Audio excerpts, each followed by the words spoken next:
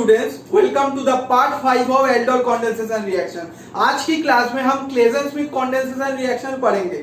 सो क्लेजेंस-स्मिथ condensation reaction पढ़ने से पहले हम और कुछ क्रॉस एल्डोल रिएक्शन की एग्जांपल करेंगे। मैंने पिछले क्लास में क्रॉस एल्डोल रिएक्शन स्टार्ट किया था और लास्ट में 2 क्वेश्चन किया था, और आज की क्लास में और 3 हम क्वेश्चन करेंगे। और जो 3 क्वेश्चन हम करेंगे वो बहुत ही इंपॉर्टेंट सवाल है, क्योंकि ये जो सवाल सब बुक की सवाल है। सो क्वेश्चन पेपर में मिल सकता है। और आईआईटी जैम वाले क्वेश्चन नंबर ये जो 3 है और 2 है, ये बहुत ही इंपॉर्टेंट है आपके लिए, क्योंकि 3 नंबर क्वेश्चन जो मैं कराने जा रहा हूं वो बेसिकली क्लेरेन बुक की सवाल है। और आईआईटी जैम में क्लेरेन बुक से बहुत सारे क्वेश्चन आता है, बहुत सारे। और क्लेरेन बुक बहुत ही एक इंपॉर्टेंट बुक है। आप लोग क्लेरेन बुक जरूर पढ़ो, क्योंकि वहां पर बहुत सारे क्वेश्चन भी है। वहां से आप लोग डायरेक्ट क्वेश्चन पेपर भी वो सवाल आपको मिल सकता है। सो बहुत ही एक इंपॉर्टेंट बुक है। अब यहाँ पर पहला क्वेश्चन क्या दिया गया है कि बेंजोफेनोन और एसिटाल्डिहाइड के बीच में रिएक्शन अगर मैं कराऊं बेसिक कंडीशन में, डाइल्यूट केओ दिया गया है, और अगर मैं हीट करूं तो क्या प्रोडक्ट जनरेट होगा। यहाँ पर ना 2 क्वेश्चन बन सकता है। क्या क्या 2 क्वेश्चन बन सकते हैं कि find out the cross product. Cross product क्या जनरेट हो सकता है, ये भी क्वेश्चन पेपर में दे सकते हैं।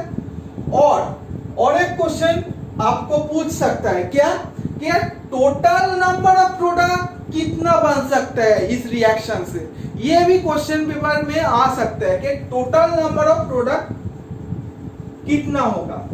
और जेईई मेन में ऐसा सवाल बहुत बार आया भी है। So please note the question. ये क्वेश्चन बहुत ही इंपॉर्टेंट क्वेश्चन है। अब यहाँ पर अच्छे से देखो, मैं दोनों का सॉल्यूशन ही बताऊंगा।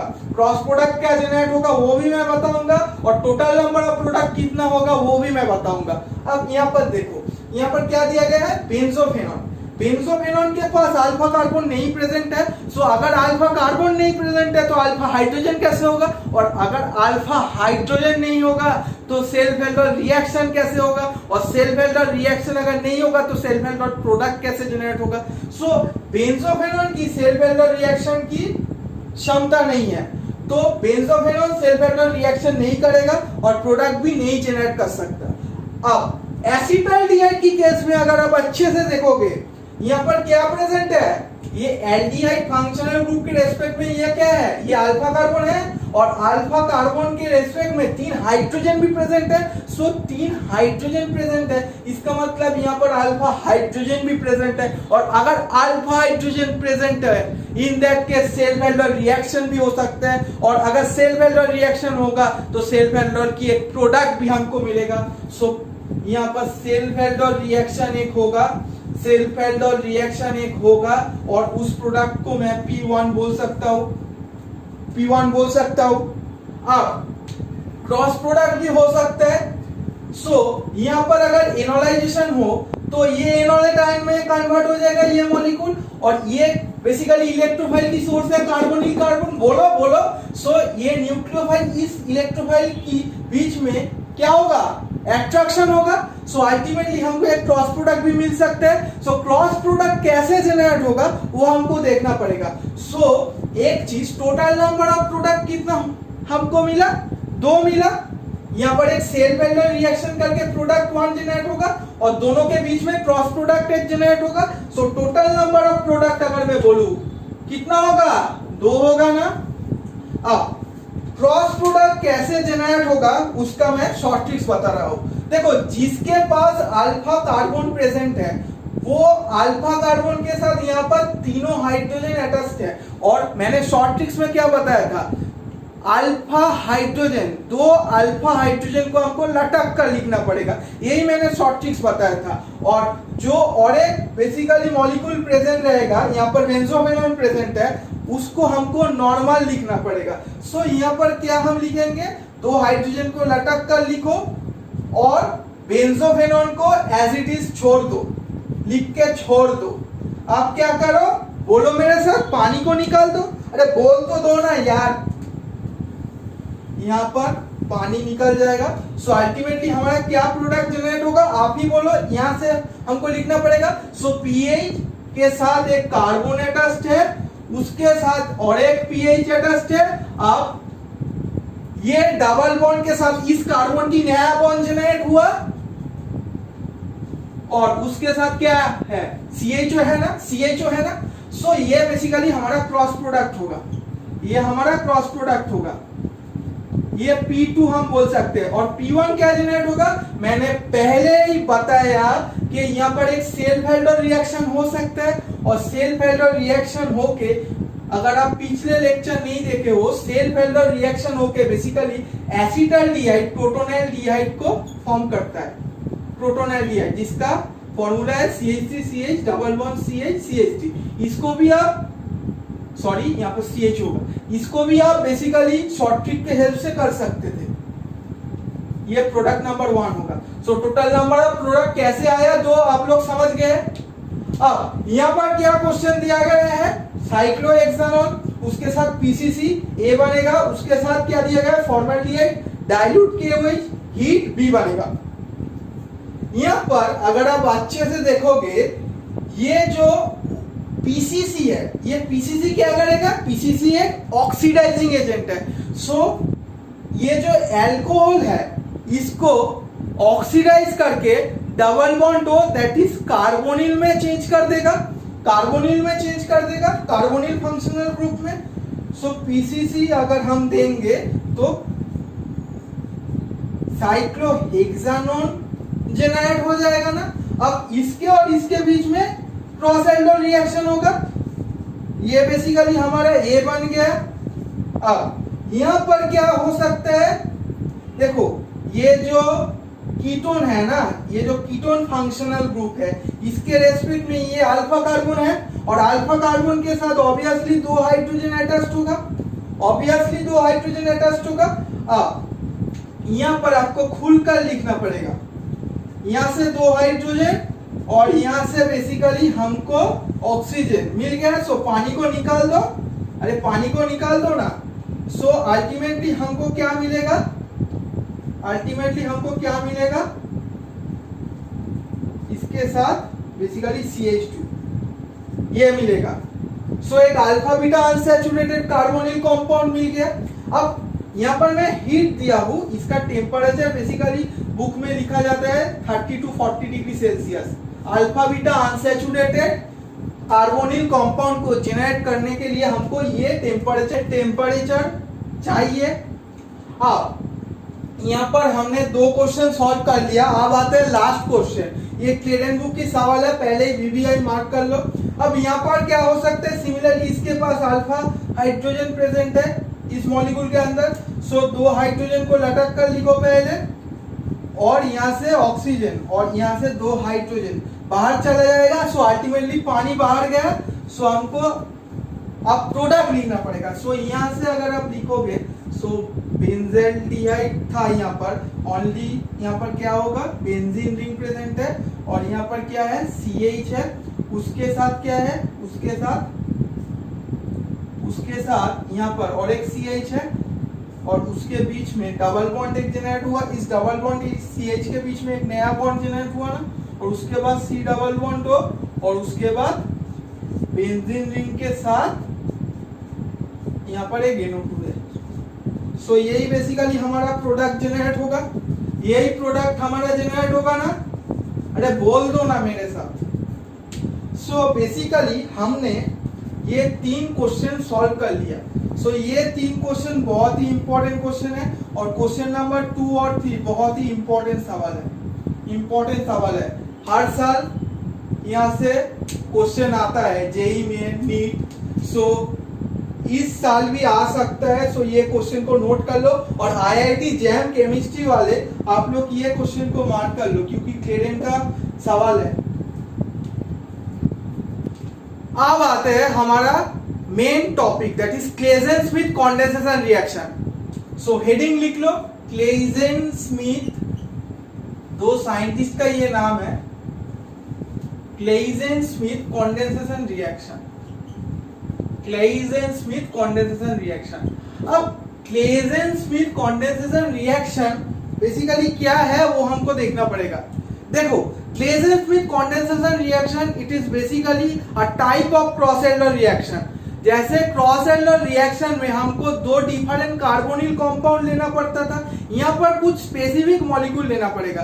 स्पेसिफिक एक मॉलिक्यूल को यहाँ पर क्लेजेन और स्मिथ साइंटिस्ट ने फिक्स कर दिया। यहाँ पर क्रॉस एल्डर रिएक्शन यहाँ पर भी होता है, बट एक पार्टनर क्रॉस एल्डर रिएक्शन में अगर बेंजाल्डिहाइड हो, एक पार्टनर अगर क्रॉस एल्डर रिएक्शन में बेंजाल्डिहाइड हो और एक पार्टनर क्या हो, किसी भी एल्डिहाइड और किसी भी कीटोन हो सकते हैं, जिसके पास क्या होना जरूरी है, अल्फा हाइड्रोजन रहना जरूरी है। In that case that type of mixed aldol condensation reaction is termed as Claisen Schmidt condensation reaction. So Claisen Schmidt condensation reaction होने के लिए क्या हमको जरूरी है, दो partner obviously required for cross aldol condensation reaction. अब दोनों पार्टनर में से एक पार्टनर क्या जरूरी है, मोर इंपॉर्टेंट कंडीशन, ये बहुत ही एक इंपॉर्टेंट कंडीशन है। क्या, एक पार्टनर हमको बेंजाल्डिहाइड लेना पड़ेगा और उसके साथ और एक पार्टनर हम किसी भी एल्डिहाइड और किसी भी कीटोन को ले सकते हैं, जिसके पास क्या जरूरी है बोलो, अल्फा हाइड्रोजन जरूरी है ना। इन that case such type of mixed aldol condensation reaction or cross aldol condensation reaction is termed as Claisen-Smith condensation reaction. Okay, so पहले आप लिख लो ये चीज। when one of the partner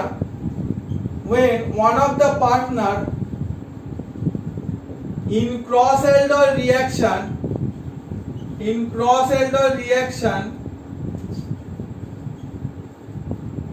is benzaldehyde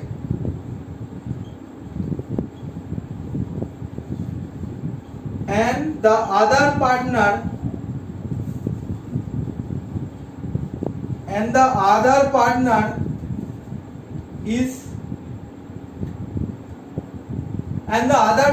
can be aldehyde or ketone, aldehyde और ketone, aldehyde भी हो सकते हैं और कीटोन भी हो सकते हैं, जिसके पास क्या रहना जरूरी है, alpha hydrogen, which must have alpha hydrogen.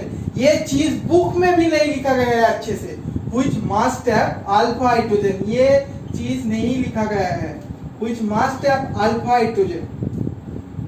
Such type of mixed aldol condensation reaction is termed as what? Claisen-Smith condensation reaction.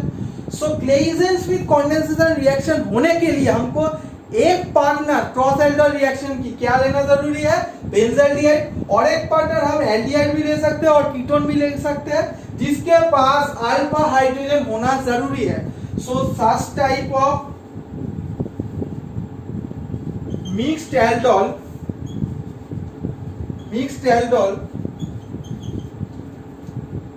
condensation reaction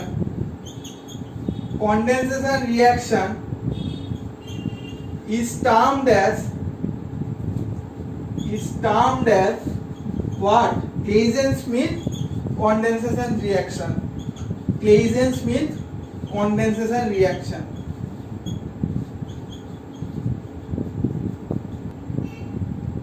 सो यहाँ पर एक एग्जाम्पल हम क्या लिखेंगे, पहला एग्जाम्पल क्या हो सकता है, एक पार्टनर हमको क्या लेना पड़ेगा, बेंजाल्डिहाइड लेना पड़ेगा ऑब्वियसली, और उसके साथ क्या हम ले सकते हैं, किसी भी एल्डिहाइड और किसी भी कीटोन को ले सकते हैं जिसके पास अल्फा हाइड्रोजन हो। So let us take acetaldehyde, और यहाँ पर हमको क्या लेना पड़ेगा, एक बेस भी लेना पड़ेगा। So let us take dilute NaOH, और हमको हीट भी करना पड़ेगा। सो क्या प्रोडक्ट जनरेट होगा, देखो यहाँ पर मैकेनिज्म करने की जरूरत नहीं है, हम शॉर्ट ट्रिक के हेल्प से करेंगे। सिमिलरली दो हाइड्रोजन को लटक कर यहाँ पर भी लिख दो, और यहाँ से क्या बाहर कर दो, पानी को बाहर कर दो यहाँ से। सो अगर पानी बाहर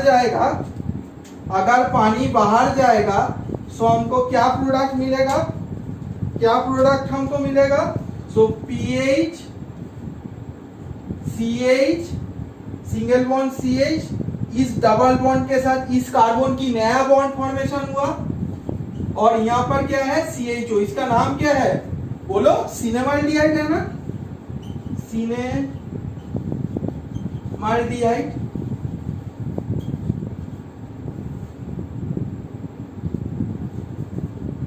सिनेमाल्डिहाइड होगा।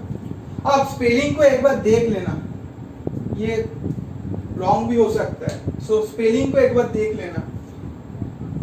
ओके, सो पहला एग्जांपल यही था। अब आते हैं दूसरे एग्जांपल में। दूसरे एग्जांपल में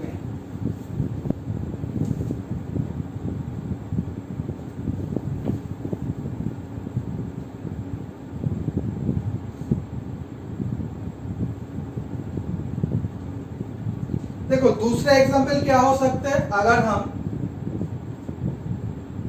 बेंजाल्डिहाइड के साथ एसीटोन ले ले,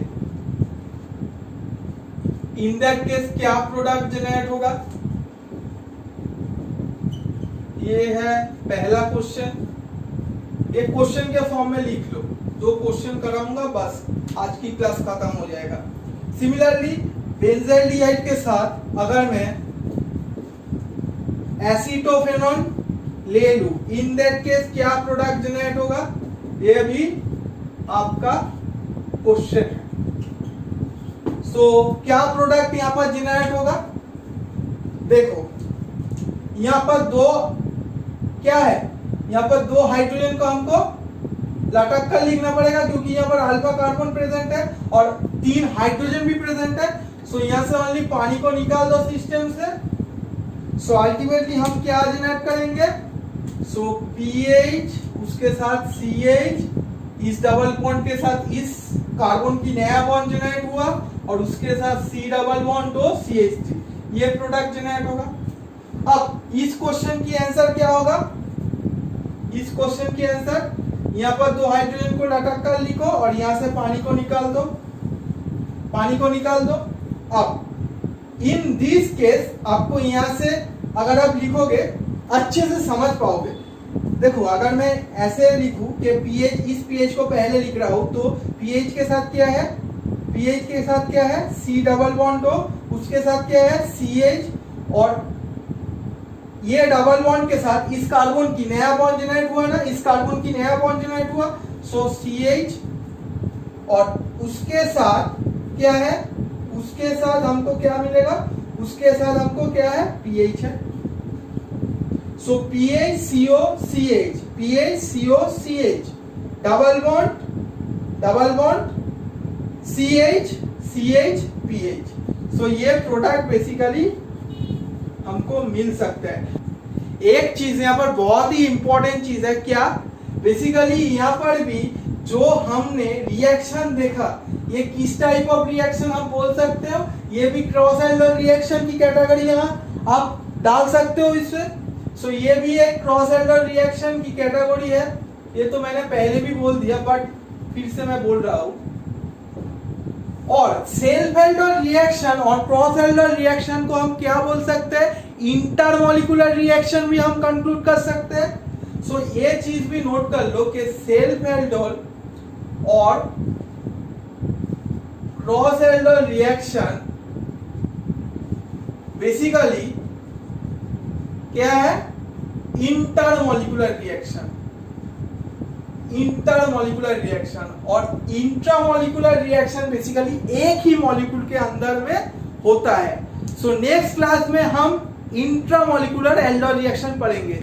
सो आज के लिए इतना ही। अगर वीडियो अच्छा लगा है प्लीज लाइक कर दो और फ्रेंड्स के साथ शेयर करो। Thank you to all.